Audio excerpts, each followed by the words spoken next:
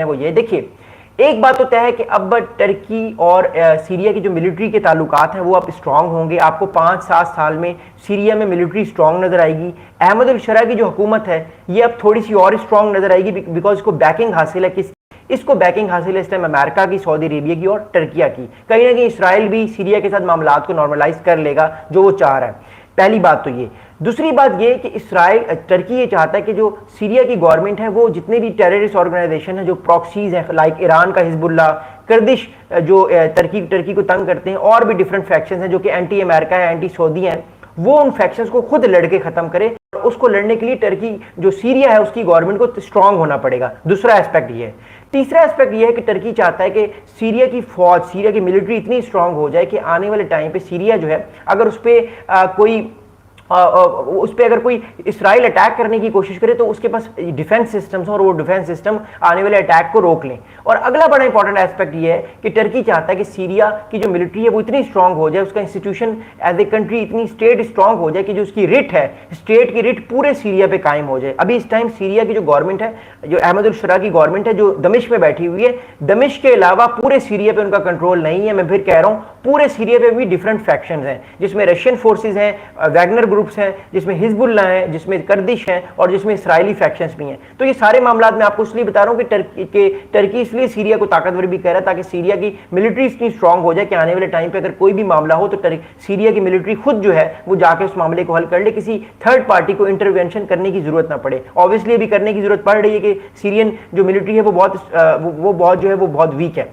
अगली बड़ी इंपॉर्टेंट चीज ये है कि देखिए कि आपको टर्की और सीरिया में एक स्ट्रेटेजिक कॉपरेशन भी नजर आएगा आने वाले टाइम पे, जो कि इकोनॉमिक कॉपरेशन भी हो सकता है। टर्की सीरिया के साथ इकोनॉमिकली उसको स्ट्रांग करने की भी कोशिश कर सकता है, क्योंकि सीरिया को वो अपना एलाई समझता है और उसको वो बचाना चाहता है, उसकी गवर्नमेंट को अपने साथ रखना चाहता है ताकि टर्की के, अमेरिका के और सऊदी अरेबिया के जो इंटरेस्ट हैं उनका ख्याल रखा जाए। अगला बड़ा इंपॉर्टेंट एस्पेक्ट ये है कि जो रीजनल सिक्योरिटी है इससे इस पर बड़ा इंपैक्ट पड़ेगा। देखिए ईरान जो है वो ऑलरेडी बहुत वीक है रीजन में, ये मैं आपको ऑलरेडी बता चुका हूं। ईरान कहीं ना कहीं ये चाहेगा कि उसका हिजबुल्ला एक तो लबनान में और सीरिया में वीक ना हो। अभी इस टाइम जो हिजबुल्ला है वो लबनान में भी वीक है, हमास भी वीक हो चुका है, और जो हिजबुल्ला की फोर्सेस अपना सीरिया में थी वो भी ऑलरेडी बड़ी वीक हो चुकी हैं। लेकिन वो हैं, वो कहीं ना कहीं इस सीरिया में वो हैं और वो कहीं ना कहीं अपने काम कर रही हैं, कार्रवाइयां वो डाल रही हैं।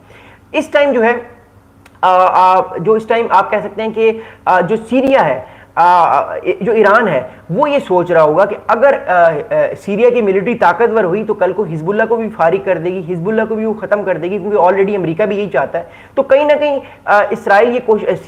ईरान ये कोशिश कर रहा होगा कि कहीं ना कहीं हिजबुल्ला जो है वो बच के रहे, हिजबुल्ला स्ट्रांग हो, हिजबुल्ला ताकतवर हो, और ईरान कहीं ना कहीं बैक चैनल पे रशिया को ये कह रहा होगा कि आप अपने वैगनर ग्रुप है उनसे मेरे हिजबुल्ला जो मेरा प्रॉक्सी ग्रुप है उसको स्ट्रांग कराएं, बिकॉज आखिरकार सीरिया मसला नहीं है, आखिरकार जो मसला है वो इसराइल है। तो इसराइल को भी वो अटैक कर सकते हैं और सीरिया को भी। लेकिन दूसरी तरफ जो टर्की, अमेरिका और सऊदी अरेबिया चाहते हैं कि सीरिया की गवर्नमेंट इतनी स्ट्रांग हो कि वो हिजबुल्ला को बिल्कुल फारिग कर दे। अगर हिजबुल्ला फारिग हो जाती है, जिसके चांसेस ज्यादा हैं, तो फिर ईरान और वीक होगा रीजन में, ईरान और अकेला होगा और उसके पास मजबूरी यही होगी कि वो निगोशिएट करे, इसके अलावा उसके पास कोई ऑप्शंस नहीं होंगे। ऑलरेडी उसके पास जो ऑप्शंस हैं वो बड़े डिफरेंट हैं, वो बड़े कम हुए। हमने देख लिया कि वो न्यूक्लियर की बात करना चाह रहा है, उसको पता लग गया कि उसके ऑप्शंस बड़े कम है, वो रीजन में अकेला हो गया।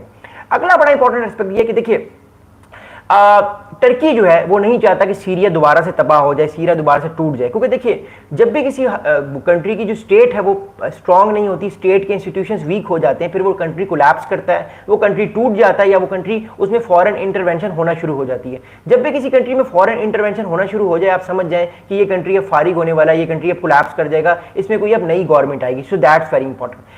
अगला बड़ा इंपॉर्टेंट पॉइंट ये है कि एक तरफ तो टर्की सीरिया को स्ट्रांग करेगा, दूसरी तरफ जो कुर्दिश फोर्सेस हैं वो इसराइल से अपने आप को स्ट्रांग करने की कोशिश करेंगी, और कहीं ना कहीं इसराइल और टर्की के अंदर कोई ना कोई आपको टेंशन नजर आएगी, बिकॉज इसराइल ये चाहता है कि सीरिया हमेशा जो है वो इसराइल का सबऑर्डिनेट बन के रहे, और इसराइल और सीरिया की मिलिट्री पावर इतनी ज्यादा ताकतवर ना हो कि कल को सीरिया उसके गले पड़ जाए, सीरिया उसको के खिलाफ लड़ाई कर ले। क्योंकि देखिए माजी में भी ये रिकॉर्ड रहा है कि सीरिया ने अटैक भी किया पहले इसराइल पे, तो इसराइल चाहता है कि सीरियन गवर्नमेंट कभी इतनी स्ट्रांग को वो उस पर अटैक कर ले।